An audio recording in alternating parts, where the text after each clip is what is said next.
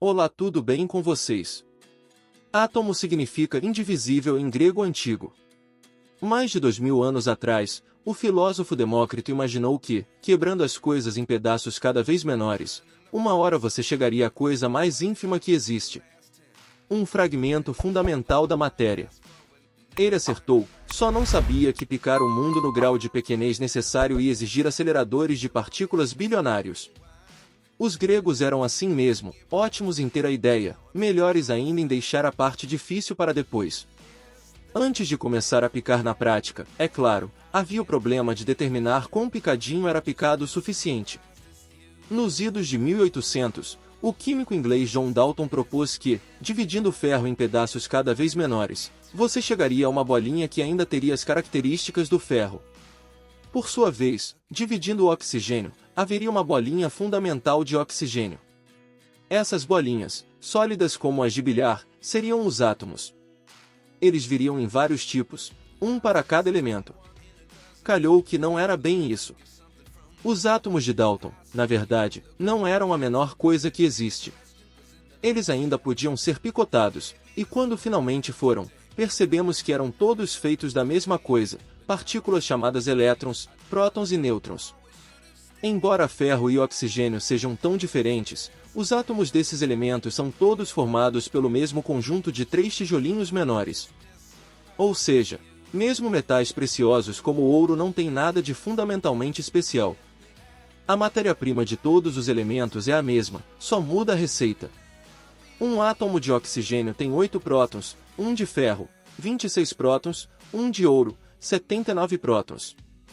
Existem até processos, como a radioatividade, a fissão e a fusão nucleares, por meio dos quais os átomos de um elemento podem se tornar átomos de outro elemento, como os alquimistas haviam sonhado. Por décadas, parecia que prótons, nêutrons e elétrons eram os verdadeiros indivisíveis de Demócrito. Mas calhou que, de novo, não era bem assim. Nos anos 1960, descobrimos que os prótons e nêutrons eram formados por trios de partículas ainda menores, chamadas quarks. Os elétrons, por outro lado, se provaram realmente indivisíveis. Também concluiu-se que quarks e elétrons são só uma pequena amostra do zoológico subatômico que preenche o universo. Ao longo do século XX, descobrimos tantas partículas novas que os físicos montaram uma tabela para organizá-las, acompanhada das equações que descrevem cada uma. O nome dessa tabela é modelo padrão, e ela contém os ingredientes de quase tudo que existe, bem como uma descrição das forças que regem a interação entre essas partículas, como o eletromagnetismo. Demócrito estaria satisfeito, uma lista dos átomos de fato. 17 tijolinhos fundamentais da realidade, pelo menos até onde a ciência e a tecnologia atuais nos permitem saber. Do LHC ao FCC. Por muito tempo, houve uma limitação fundamental no modelo padrão. Nenhuma partícula, de acordo com a matemática, parecia ter massa. E como somos seres de carne e osso, e não borrões de energia vagando pelo universo, era óbvio que havia alguma peça faltando no quebra-cabeça. Em 1964, o físico teórico Peter Higgs previu a existência de uma partícula especial, capaz de interagir com as outras de modo a dar massa às coisas. Em 1998, com o objetivo de verificar se essa partícula existia, a Organização Europeia para a Investigação Nuclear, CERN, deu início à construção do maior experimento científico da história da civilização, um tubo capaz de acelerar e estilhaçar prótons com uma energia tão alta que essa partícula apareceria nos destroços. Deu certo. 27 quilômetros de túnel e 4,7 bilhões de dólares depois, o Grande Colisor de Hadrons, LHC, na sigla em inglês, encontrou a partícula de Peter Higgs, mais conhecida pelo nome técnico, bóson de Higgs. Hoje, com o Higgs adicionado e confirmado, o modelo padrão é a teoria mais acurada da história da ciência. Suas equações preveem os resultados de vários experimentos com até 12 casas decimais de precisão. Ele é um retrato matemático praticamente perfeito do mundo real, ou melhor, da parte do mundo real que ele se propõe a explicar. O que o modelo padrão não abarca? A maior das suas lacunas é que ele descreve a matéria e a energia, mas não o tecido do espaço-tempo, que é o cenário do universo, o pano de fundo no qual a realidade se desenrola. O espaço e o tempo são descritos pelas equações da relatividade geral de Einstein, E não sabemos ainda como juntar o trabalho de Einstein com a física de partículas. E como a força da gravidade consiste em deformações no espaço-tempo, ela automaticamente está fora do modelo padrão. Nos nossos experimentos rotineiros em aceleradores, podemos nos dar o luxo de deixar a gravidade fora das contas. Na escala das partículas subatômicas, ela é uma força tão fraca que não afeta o desfecho das colisões, um próton ou elétron é algo leve demais para cair. Mas para explicarmos a expansão do universo e fenômenos como buracos negros, essa unificação entre teorias é importantíssima. Outras lacunas são menores, mas também imprescindíveis na nossa busca por uma teoria que descreva tudo. Não sabemos, por exemplo, por que partículas chamadas neutrinos têm massa e oscilam de uma certa forma. O modelo padrão diz que elas não deveriam exibir essas características. Também não sabemos o que é a matéria escura, uma forma de matéria indetectável que corresponde a 85% da massa total do universo. Um outro mistério é entender por que existe tanta matéria se não há quantidades equivalentes de antimatéria. Toda partícula tem uma gêmea chamada antipartícula, com características opostas e complementares. Por exemplo, como o elétron tem carga elétrica negativa, sua antipartícula, o pósitron, tem carga positiva. As contas nos dizem que esses pares partícula-antipartícula deveriam existir em quantidades parecidas, mas não é isso que verificamos na prática. Para investigar essas perguntas que vão além do modelo padrão, precisamos de um acelerador capaz de alcançar energias ainda mais altas que o LHC. E é por isso que o CERN está trabalhando para convencer autoridades e agências de financiamento de que vale a pena construir uma máquina ainda maior, máquina que, até agora, está sendo chamada simplesmente de Futuro Colisor Circular, FCC. O estudo de viabilidade do FCC começou em 2021 e deve emitir um relatório final em 2025. Em 2 de fevereiro deste ano, uma versão intermediária do relatório foi aprovada pelo Conselho do CERN. Caso o FCC saia do papel, ele será uma colaboração de 20 bilhões de euros entre 150 institutos de pesquisa de 31 países, instalada na fronteira da Suíça com a França, o mesmo local de seu antecessor. Seu túnel de 91 km de circunferência e 200 metros de profundidade, com 8 saídas para a superfície, começará a ser construído por volta de 2035 e deve ficar pronto até 2045.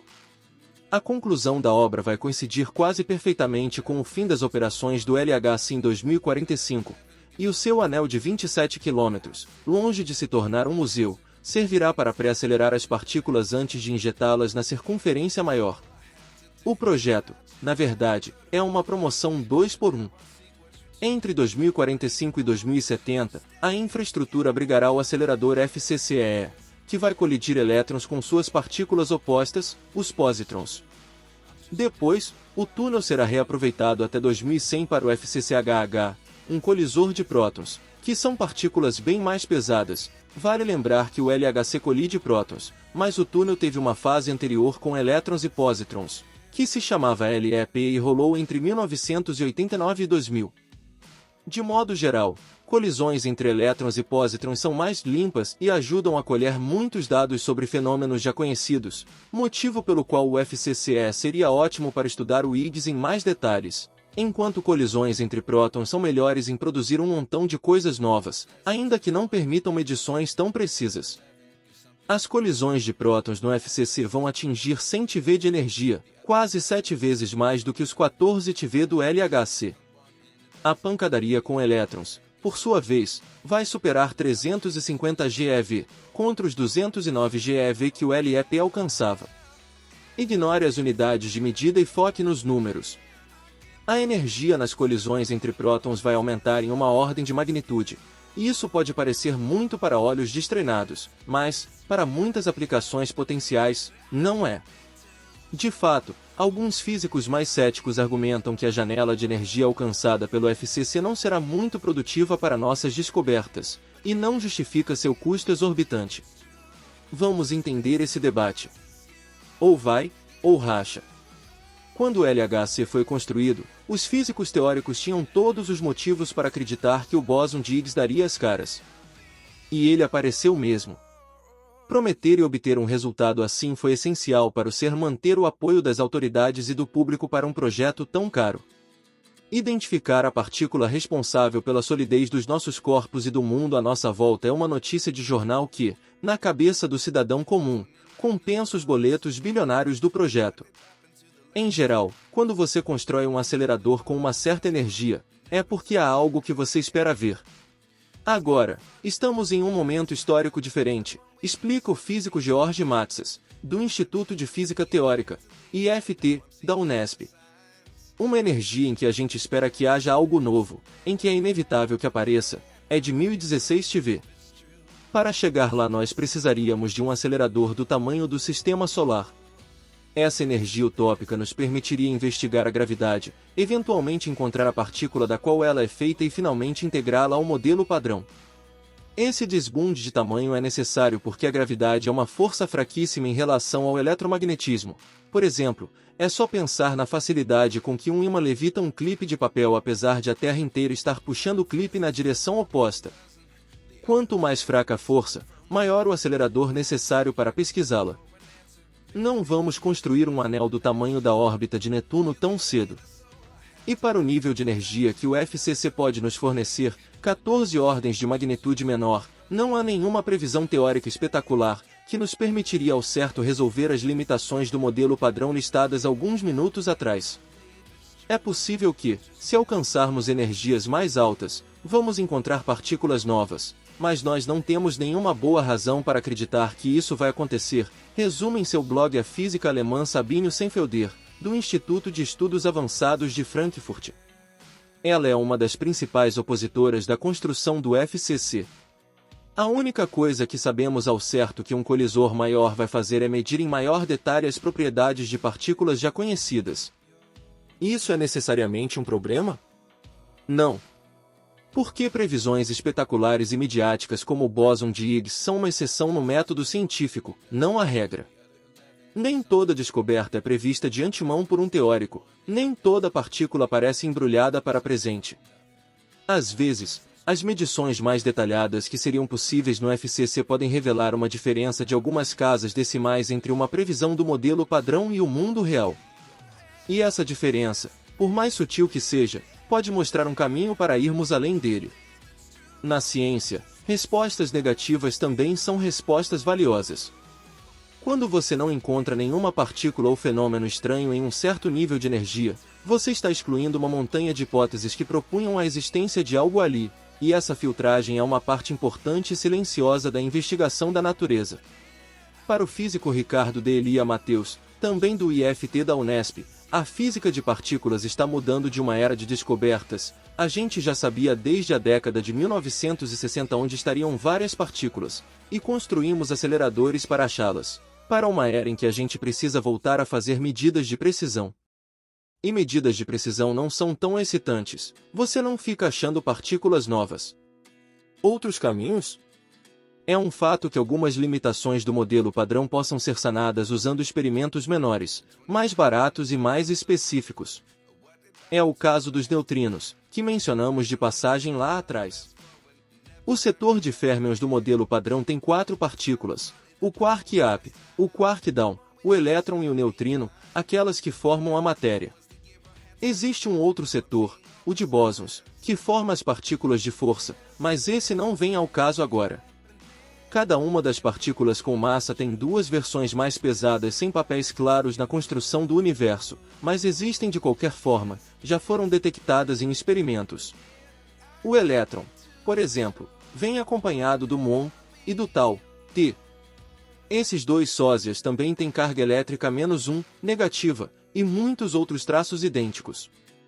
Mas a massa do muon é 200 vezes maior que a do elétron, e a do tau, 3.000 vezes maior.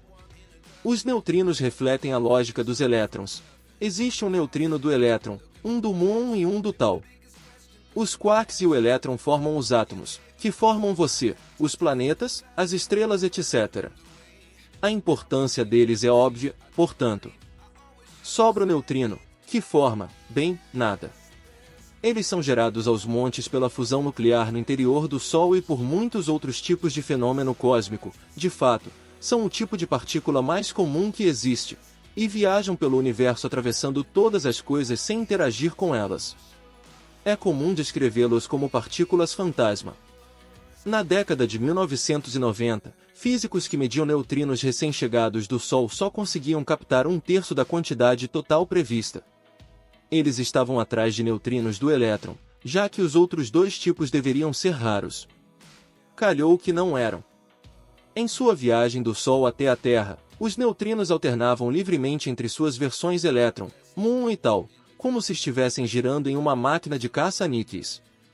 E uma consequência dessa oscilação é que eles têm massa, algo que, de acordo com o modelo padrão, não seria possível. Outra face desse problema é que os neutrinos são, no jargão dos físicos, partículas canhotas, têm uma propriedade que os faz girar para a esquerda, e nunca vimos um neutrino que gira para a direita. Não leve a palavra girar ao pé da letra. Na mecânica quântica, esses termos são só um jeito de se referir a características que não têm equivalente na escala humana. As demais partículas, porém, vêm em proporções iguais de destras e canhotas. E o interessante é que, se existissem neutrinos destros, não haveria mais um problema. O modelo padrão passaria a aceitar que eles têm massa. Por isso, existe algo chamado mecanismo da gangorra, que postula que existe um neutrino destro gordinho puxando para baixo, enquanto o levíssimo neutrino canhoto fica lá em cima, visível para nós.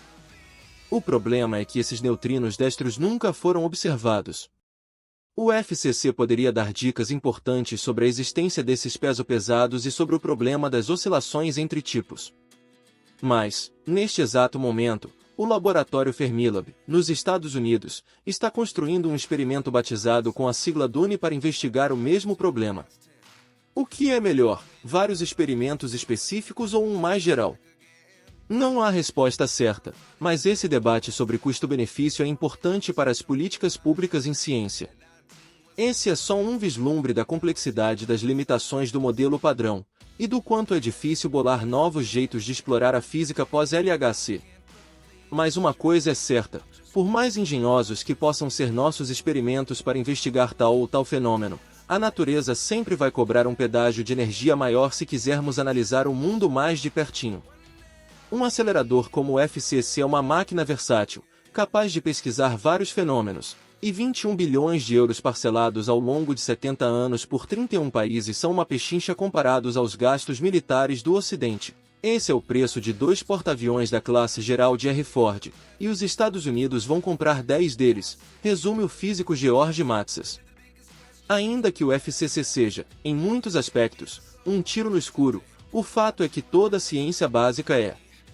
Estamos explorando o universo para ver o que ele tem a nos contar.